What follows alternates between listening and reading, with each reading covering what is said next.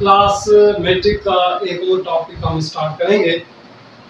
Class matric का new chapter start करेंगे इस लेक्चर के अंदर। ये चैप्टर जो है वो हमारा तीसरा चैप्टर है, जिसको हम कोऑर्डिनेशन एंड कंट्रोल कहते हैं।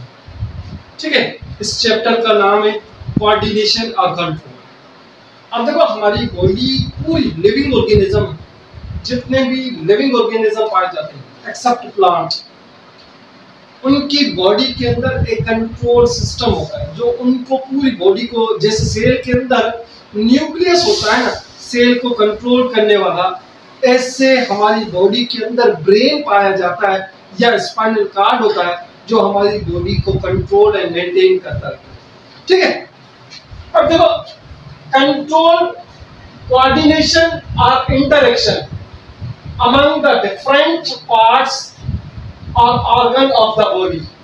के कोऑर्डिनेशन वर्ड का मतलब है कि हमारी बॉडी के अंदर जितने भी सेल या ऑर्गन पाए जाते हैं वो आपस सब कुछ मिलके काम करें, उस काम करने वाले प्रोसेस को कोऑर्डिनेशन वर्ड का मतलब इंटरेक्शंस करके अपना काम परफॉर्म करे, मिलजुल के अपना काम परफॉर्म करे, तो उस चीज को हम कोऑर्डिनेशन कहते हैं। जैसे एनवायरनमेंट चेंज होता है ना, ठीक है, कि एनवायरनमेंट कंडीशंस ऑलवेज चेंज, तो उस चेंज को डिटेक्ट किया जाता है। किसके जरिए किया जाता है, कैसे किया जाता है? हमारी बॉडी के अंदर डिफरेंट टाइप के ऑर्गन होते हैं, वो ऑर्गन उनको चेंज ऑफ एनवायरनमेंट को डिटेक्ट करते रहते हैं। जैसे चेंज ऑफ एनवायरनमेंट कौन सा हो सकता है? जो चेंज ऑफ एनवायरनमेंट है वो हमारे पास क्या है? स्टिमुलस। कोई भी चीज हो हमारे बॉडी के अलावा या अंदर या आउटर एनवायरनमेंट के अंदर कोई चेंज हो रही है, उस चेंज को हम क्या कहेंगे? स्टिमुलस कहेंगे। स्टिमुलस एक किस्म का चेंज ऑफ एनवायरनमेंट है। फिर वो हॉट बॉडी, हॉट भी हो सकती, कोल्ड कंडीशन भी हो सकती। ठीक है, उसको डिटेक्ट किया जाता है कि चेंज ऑफ एनवायरनमेंट को डिटेक्ट करना। हमारी बॉडी के अंदर रिसेप्टर्स होते हैं जिसको हम सेंसरी सेल कहते हैं, वो इस चेंज ऑफ एनवायरनमेंट को क्या करते हैं? डिटेक्ट करते हैं। By the help of special cell और ऑर्गन के जरिए इन चेंज ऑफ एनवायरनमेंट को डिटेक्ट करते हैं। जैसे सपोज करते हैं हमारे आईज के अंदर फोटो रिसेप्टर्स होते हैं जो लाइट को सेंसिटिव होते हैं। जैसे एयर के अंदर साउंड रिसेप्टर्स होते हैं, वो सेंसिटिव किसके लिए होते हैं? साउंड के लिए होते हैं। जैसे नोज के अंदर केमोरिसेप्टर्स होते हैं, वो गैसेस को या किसी भी स्मेल को डिटेक्ट करने में हेल्प करते हैं। उसके बाद अगर बात की जाए ये रिसेप्टर्स, जैसे चेंज, एनवायरनमेंट चेंज हुआ, चेंज करने के बाद हमारे कोई भी किसी गर्म चीज के ऊपर हाथ जाता है तो हमारे सेंसरी सेल जो है उस मैसेज को लेके जाते हैं दिमाग तक। उस दिमाग को हम कहते हैं मॉड्यूलेटर। मॉड्यूलेटर हमारे पास ब्रेन और स्पाइनल कार्ड है। ठीक है, ये कमांड ऑफ द इफेक्टर्स, ये क्या करते हैं? कमांड्स बनाते हैं, कोऑर्डिनेट करके कमांड्स बनाते हैं, और कमांड बना के किसको दे देते हैं? इफेक्टर्स।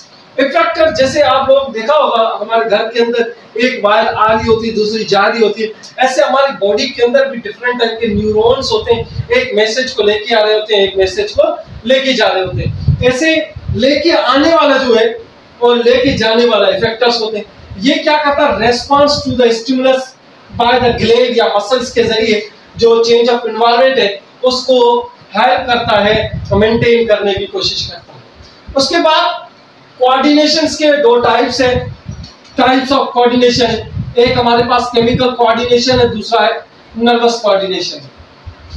अब देखो, ये दोनों एक दूसरे से रिलेटेड है, ठीक है, या इंटरएक्ट है with each another and to develop the proper response. हमारी बॉडी के अंदर ये दोनों सिस्टम पाए जाते हैं, ये आपस में मिलजुल के काम करते रहते हैं और किसी भी बॉडी को या किसी भी स्टिमुलस चेंज ऑफ एनवायरनमेंट को रिस्पांस देते रहते हैं। उसके बाद हम इन दोनों के बारे में पढ़ेंगे, फिर थोड़ा सा इनके बारे में डिफरेंस लिखा हुआ है कि केमिकल जो कोऑर्डिनेशन है ये किस्म का सिग्नल है, किसी भी स्पेसिफिक सेल से निकलता है, वो मॉलिक्यूल के जरिए, वो मॉलिक्यूल का नाम क्या है? हार्मोन है। वो किसी भी स्पेशल सेल से या ग्लैंड से निकलता है। हमारी बॉडी के अंदर जो केमिकल जितने भी मैसेज है वो हार्मोन के जरिए पहुंचने के बाद किसी भी स्पेशल सेल से या किसी भी स्पेशल ग्लैंड से निकलते हैं। ठीक है, मॉलिक्यूल्स है वो मॉलिक्यूल आर स्टिमुलेट, और ये मॉलिक्यूल ये हार्मोन या किसी भी हमारे सेल या दूसरे सेल या ऑर्गन को या टिश्यूज को या स्टिमुलेट करते हैं, उसको काम करने में उकसाते हैं या उनको स्टॉप करने की कोशिश करते हैं, या इनहिबिट अदर सेल और टिश्यूज ऑफ द बॉडी, और हमारी बॉडी के अंदर उनको काम करने के लिए रोक भी सकते हैं और काम करने के लिए उकसा भी सकते हैं, ये मॉलिक्यूल ऐसे हार्मोन। उसके बाद नर्वस कोऑर्डिनेशन है। Nervous coordination is the highly complex part of animal. ये सिर्फ एनिमल्स के अंदर पाया जाता है ये, और ये हालांकि ये सिर्फ प्लांट के अंदर, सॉरी ये प्लांट के अंदर पाया जाता है, ये सब के अंदर पाया जाता है, ये सिर्फ एनिमल के अंदर पाया जाता है, ये सिर्फ एनिमल्स के अंदर पाए जाते हैं, ये प्लांट और एनिमल दोनों के अंदर पाया जाता है, ये प्लांट के अंदर नहीं पाया जाता। एक है sensory cell informations transmitted signals to form of different part of body. हमारी बॉडी के अंदर एक किस्म के मैसेज है, ट्रांसफर्स होते हैं, इलेक्ट्रिकल इंपल्स होते हैं, एक किस्म के इलेक्ट्रिकल इंपल्स होते हैं, इलेक्ट्रिकल इंपल्स के जरिए हमारे मैसेज ट्रांसफर्स होते रहते हैं और ट्रांसफर्स होकर एक जगह से दूसरी जगह तक मूव करते रहते हैं। जैसे अगर इन दोनों के बीच में डिफरेंस देखा जाए, एक हमारे पास नर्वस कोऑर्डिनेशन है, दूसरा हमारे पास केमिकल कोऑर्डिनेशन। अब जो इनका जो मैसेज है वो ट्रांसफर्स होता है, वो होता है न्यूरॉन के जरिए। इनके पास डिफरेंट टाइप के स्पेशल सीक्रेटरी सेल होते हैं, जैसे हमारे पिट्यूटरी ग्लैंड से हार्मोन निकलते हैं, या थायराइड है या एड्रिनल है, डिफरेंट टाइप के हमारे पास ग्लैंड है, उनसे निकलने वाले हार्मोन है, जैसे बीटा सेल इंसुलिन सीक्रेट करता है, तो ये ग्लूकोज को मेंटेन करने की कोशिश करते हैं। डिफरेंट टाइप के हार्मोन डिफरेंट टाइप की चीज परफॉर्म करते हैं। उसके बाद इलेक्ट्रोकेमिकल सिग्नल्स होता है, ये इलेक्ट्रोकेमिकल सिग्नल्स होता है और ये प्योरली केमिकल सिग्नल होते हैं, केमिकल्स होते हैं, हालांकि हार्मोन खुद प्रोटीन के बने होते हैं। ठीक है, और ये जो न्यूरॉन है, नर्वस कोऑर्डिनेशन है, वो रैपिड एक्शंस है और ये स्लो एक्शन परफॉर्म करता है।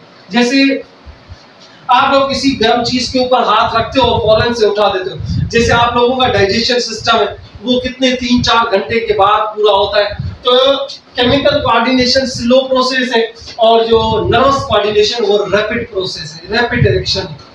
उसके बाद हम कह सकते हैं ये शॉर्ट ड्यूरेशन है और ये लॉन्ग ड्यूरेशन। मैंने आप लोगों को अभी ड्यूरेशन की बात की, जैसे नर्वस कोऑर्डिनेशन हाथ रखो और उठाओ, उसके बाद अगर देखा जाए हमारी बॉडी के अंदर डाइजेशन सिस्टम है वो पूरा टाइम लगाता है। उसके बाद ये एडवांस टाइप ऑफ कोऑर्डिनेशन है, ये प्रिमिटिव टाइप ऑफ कोऑर्डिनेशन है। एडवांस का मतलब हाईली एडवांस होता है, जल्दी रेस्पॉन्स देता है, इसलिए हम इसको प्रिमिटिव टाइप ऑफ कोऑर्डिनेशन कहते हैं। ये एनिमल्स के अंदर पाए जाते हैं, ये सब लिविंग ऑर्गेनिज्म के अंदर पाए जाते हैं। इसके अंदर न्यूरोट्रांसमीटर्स होते हैं और इसके अंदर कौन सी चीजें इन्वॉल्व होते हैं, जिसको हम हार्मोन कहते हैं। ठीक है, ये डिफरेंस था हमारे नर्वस कोऑर्डिनेशन और केमिकल कोऑर्डिनेशन के बीच में। ये बड़ा अच्छी डिफरेंस है, इनके बारे में लिखा हुआ था। डिफरेंट टाइप की चीजें किसी के अंदर प्रेजेंट होती है और किसी के अंदर एब्सेंट। ऐसे देखो केमिकल कोऑर्डिनेशंस कुछ ऐसे एनिमल्स होते हैं या प्लांट्स होते हैं, लोअर ऑर्गेनिज्म है, उनकी बॉडी के अंदर भी कोऑर्डिनेशंस होता है। उनकी बॉडी के अंदर जैसे सपोज करते हैं प्रोकैरियोटिक है, प्रोटोजोआ है, अल्गी है, फंजी है या प्लांट्स है, इवन इनकी बॉडी के अंदर भी एक केमिकल कोऑर्डिनेशन होता रहता है। ठीक है, इनकी बॉडी के अंदर जो है ना वो केमिकल कोऑर्डिनेशन